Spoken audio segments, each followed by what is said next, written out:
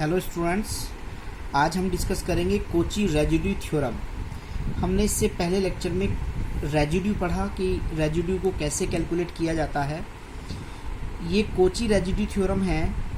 अभी तक हम ये पढ़ रहे थे कि किसी भी डोमेन के अंदर, किसी सर्किल के अंदर एक पॉइंट ऐसा आता है जिस पर फंक्शन एनालिटिक नहीं होता। लेकिन अब हम इस थ्योरम में ये पढ़ रहे हैं कि एक पॉइंट ऐसा नहीं है जो उस रीजन के अंदर जिस पर फंक्शन एनालिटिक नहीं है। अब एक से ज़्यादा पॉइंट ऐसे हैं जिस पर फंक्शन एनालिटिक नहीं है। बहुत इंपॉर्टेंट टॉपिक है क्योंकि क्वेश्चन 10 मार्क्स में पूछा ही जाता है और हर साल एक क्वेश्चन 10 मार्क्स में आता ही है। कोची रेजिड्यू थ्योरम का प्रूफ भी सिलेबस में है और पूछा जा सकता है प्रूफ भी। तो स्टूडेंट्स, आप प्रूफ भी तैयार करें और उसके ऊपर क्वेश्चन तो आना ही है। Let f z is a single valued function and analytic within and on, inside और बाउंड्री पर, in a close contour C except at a finite number of poles. पहले अभी तक हम z इक्वल्स टू ए एक point लिया करते थे जिस पर फंक्शन एनालिटिक नहीं था, लेकिन अब हम ये कह रहे हैं कि उसके अंदर फाइनाइट नंबर ऑफ पोल्स हैं z1, z2, z3, zn and let, और हमने ये भी माना कि z1 पॉइंट के ऊपर r1 उसका रेजिड्यू है, z2 पॉइंट के ऊपर उसका रेजिड्यू r2 है, zn पॉइंट के ऊपर उसका रेजिड्यू rn है। मतलब हर अलग अलग पॉइंट के ऊपर जितने पॉइंटों पे फंक्शन एनालिटिक नहीं है, हमने हर अलग अलग पॉइंट पर उनके रेजिड्यू पता कर लिए हैं, जिसमें हमने पहले रेजिड्यू को r1, दूसरे को r2 और zn पॉइंट के ऊपर जो रेजिड्यू आएगा उसको हमने rn का नाम दिया है। Be respectively the residue of f z at these poles, सभी पोल्स के ऊपर ये उसके रेजिड्यू हैं। Then by the theorem the close integration along the curve C f z d z equals to 2 pi i into sum of residue. मतलब जितने residue आएंगे अलग अलग पॉइंट के ऊपर, सभी का सम करके 2 पाई आई से मल्टीप्लाई कर देते हैं। या फिर ये कह सकते हैं कि 2 pi i and sum of residue of pole within C. C के अंदर जितने भी पोल्स हैं सभी के ऊपर रेजिड्यू निकालेंगे, उसका प्लस करके 2 पाई आई से मल्टीप्लाई कर लेते हैं। इसको समझ लेते हैं, एक बार इसका प्रूफ कर लेते हैं। हमने माना कि सी हमारे पास कोई भी एक सर्किल है और उसके अंदर C1, C2, C3, Cn are circles with centre Z1, Z2, Z3, Zn। चूँकि Z1, Z2, Z3, Zn उसके अंदर पोल्स हैं जिन पर फंक्शन एनालिटिक नहीं है, तो हमें उनके ऊपर एक स्मॉल सर्किल ड्रॉ करके, अलग अलग पॉइंट के ऊपर सर्किल ड्रॉ करके हमें उन पॉइंट्स को उस रीजन से बाहर निकालना पड़ेगा। क्योंकि जब तक वो बाहर नहीं आएगा तब तक ये रीजन सिंपली कनेक्टेड होकर के थ्योरम को अप्लाई नहीं कर पाएंगे। तो हमने क्या किया, उस सर्किल के अंदर Z1, Z2, Z3, Z4, Zn जितने भी पॉइंट्स हैं जो उसके सिंगुलर पॉइंट हैं, सभी के ऊपर एक एक स्मॉल सर्किल ड्रॉ कर लिया है, जिसके नाम हमने C1, C2, C3, Cn रखे। और उन सर्किल की जो रेडियस हैं वो हमने R1, R2, R3, Rn consider की है। क्योंकि अब हमारे पास जो रीजन बना वो मल्टीपल कनेक्टेड है। मल्टीपल कनेक्टेड को सिंपल कनेक्टेड में रिड्यूस करने का तरीका आप पढ़ चुके हैं। हमें इनके अंदर छोटे छोटे पार्ट बना करके इनको मल्टीपल कनेक्टेड से सिंपली कनेक्टेड में कन्वर्ट करना पड़ेगा। जब हम इनको मल्टीपल कनेक्टेड से सिंपली कनेक्टेड में कन्वर्ट करेंगे तो तब हमारी एक कोची की थ्योरम हुआ करती थी, जिसमें हमने ये पढ़ा कि जो बाहर वाला सर्किल सी होता है उसके अराउंड आने वाला इंटीग्रेशन अंदर वाले सभी सर्किलों के सम के बराबर आता है। इसका मतलब ये हुआ कि जब C के अलोंग इंटीग्रेशन करेंगे तो एफ जेड डी जेड बराबर होगा C1 के अलोंग प्लस C2 के अलोंग प्लस C3 के अलोंग अप टू Cn के अलोंग। तो सभी के अलोंग हो जाएगा और सबका सम कर दिया जाता है। क्योंकि ये क्लॉकवाइज होता है, बाकी के सभी एंटी क्लॉकवाइज हो जाते हैं, तो उसका सम इनके बराबर आता है। हमने कोची की इंटीग्रल थ्योरम में पढ़ा था। By the definition of residue, लेकिन रेजिड्यू की डेफिनेशन कहती है कि R1 बराबर होता है 1/2 पाई आई C1 के अलोंग इंटीग्रेशन। या फिर हम ये कह सकते हैं C1 के अलोंग जो इंटीग्रेशन होगा एफ जेड डी जेड वो 2 पाई आई R1 होता है। सिमिलरली दूसरी डेफिनेशन से 2 पाई R2 होता है। सिमिलरली 3 R3 होता है। जब इन सभी वैल्यू को इक्वेशन नंबर 1 में रखेंगे तो 2 पाई आई सभी से कॉमन आ जाएगा, इससे R1 आएगा प्लस R2 आएगा प्लस R3 आएगा। या फिर हम कह सकते हैं कि 2 pi I some of residue. Students, एक क्वेश्चन करेंगे, उस क्वेश्चन को आप ध्यान से समझिए क्योंकि मैं सब कुछ उसके अंदर कैलकुलेट करूँगा।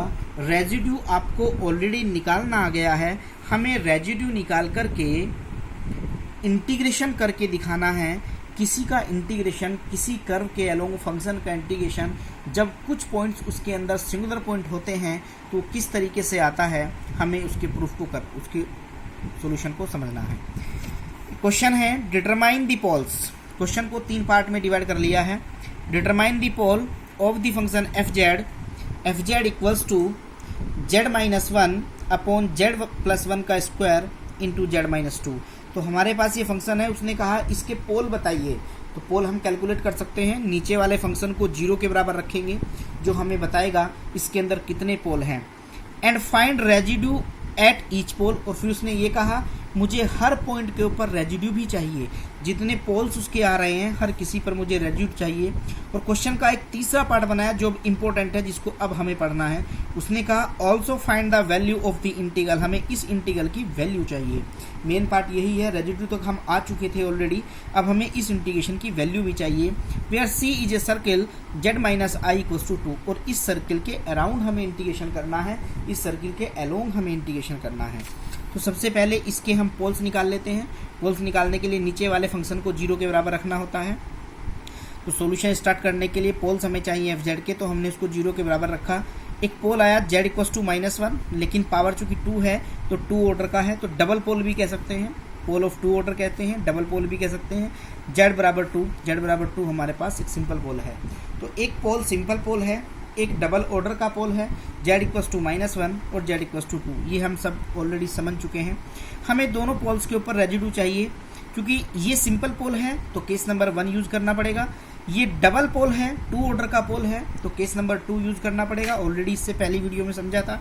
तो residue of the function f z at z=2 पर जो सिंपल पोल है कैलकुलेट कर लेते हैं। R1 उसको माना हमने, उसकी डेफिनेशन होती है limit z-2 z-2 F Z. अब एफ जेड में जो z-2 है वो इससे कैंसिल हो जाएगा, z की जगह 2 रख के हमें 1/9 मिल जाएगा। Residue of f z at z=-1 double pole है, क्योंकि डबल में केस नंबर 2 लगेगा। तो लिमिट z-2, जिसको हमने R2 का नाम दिया है, लिमिट z-2-1 d/dz z+1 का स्क्वायर z-1 z+1 का स्क्वायर कैंसिल हो जाएगा z-2। अब मुझे इसको एक बार डिफरेंशिएट करना होगा, क्योंकि एक बार डिफरेंशिएशन करना है z के रिस्पेक्ट में। डिवाइड का रूल दिया, डिफरेंशिएशन किया और z=-1 रख के माइनस की 1/9 आ गया। 2 पार्ट कंप्लीट हो गए क्वेश्चन के। अब क्वेश्चन के तीसरे पार्ट पे चलते हैं स्टूडेंट, जो इंपॉर्टेंट है, सब लोग ध्यान से समझिए। अब मेरे पास 2 पोल हैं, एक पोल है z=2, एक पोल है z=-1। लेकिन जो हमारा सर्किल दिया है, जिसके अलोंग, जिस रीजन के अलोंग हमें इंटीग्रेशन करना है z-2 अगर हम इसको देखें तो z=i, मतलब y एक्सिस पे 1 डिस्टेंस, y एक्सिस पे 1 डिस्टेंस पे इसका सेंटर है।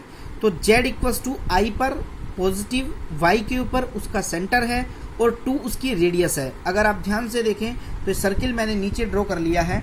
इस सर्किल को एक बार देखिए, ये सर्किल है z=i, उस पर सेंटर है, रेडियस 2 है। मैंने एक सर्किल ड्रॉ कर लिया है।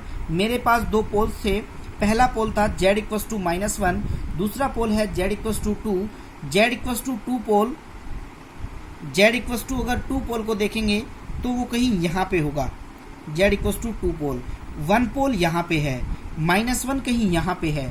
इसके 2 पोल हैं, z=-1 यहाँ होगा, z=2 यहाँ होगा। अब मैं देख पा रहा हूँ z=2 जो पोल है वो आउटसाइड है, लेकिन z=-1 जो पोल है वो इनसाइड है। इसका मतलब इस सर्किल के अंदर जो रीजन मुझे z-i=2 गिवन था, जो दिया था मुझे, उसके अंदर केवल मेरा एक पोल आता है, दूसरा पोल बाहर जा रहा है। z= जो 2 पोल है वो बाहर जा रहा है, लेकिन z= जो -1 पोल है वो अंदर की तरफ आ रहा है। इसका मतलब जो कोची की रेजिड्यू थ्योरम लगेगी वो इस पार्ट के ऊपर नहीं लगेगी। इस पे जो मैंने रेजिड्यू निकाला है वो मेरे लिए यूजलेस है। अब मुझे तो केवल इस पर रेजिड्यू चाहिए, क्योंकि यही पॉइंट इस पूरे रीजन के अंदर की तरफ आया है। तो इसकी डेफिनेशन हो जाएगी, क्योंकि एक ही पोल पर है तो इस पोल को मैं 2πi से मल्टीप्लाई करूंगा, 2 पाई आई से मल्टीप्लाई करूंगा तो सम ऑफ रेजिड्यू होता था, लेकिन चूंकि एक ही पॉइंट अंदर की तरफ आया तो इसीलिए मैंने उसी पॉइंट को, उसी रेजिड्यू को मैंने वहाँ पे रख दिया है। -2 पाई आई अपॉन 9 हो जाएगा, ये इसका आंसर हो गया। लेकिन स्टूडेंट ध्यान देने वाली बात ये है, मान लीजिए ये पॉइंट बाहर नहीं होता, मतलब मैंने इस सर्किल की रेडियस को थोड़ा सा बढ़ा दिया, मान लो कि इसकी रेडियस 3 हो गई है। अगर 3 हो जाएगी तो 3 होने से ये सर्किल बड़ा हो जाएगा, तो ये z=2 भी कहाँ होगा, इनसाइड आ जाएगा। z=-1 वो भी इनसाइड होगा, z=2 ये भी इनसाइड होगा। अगर दोनों ही पोल अंदर की तरफ आएंगे तो जो दोनों रेजिड्यू मैंने निकाल दिए हैं, मैं दोनों का सम करूंगा और 2 पाई आई से मल्टीप्लाई करूंगा। अगर मान लीजिए 3 पोल ऐसे हैं जो उस सर्किल के लिए अंदर की तरफ आ जाते हैं, तो उन तीनों का सम और 2 पाई आई से मल्टीप्लाई करूंगा।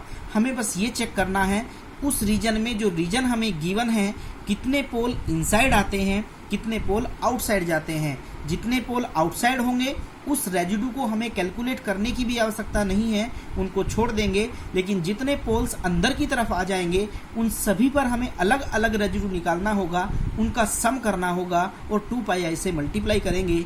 यही इंटीग्रेशन करने का तरीका है। ओके।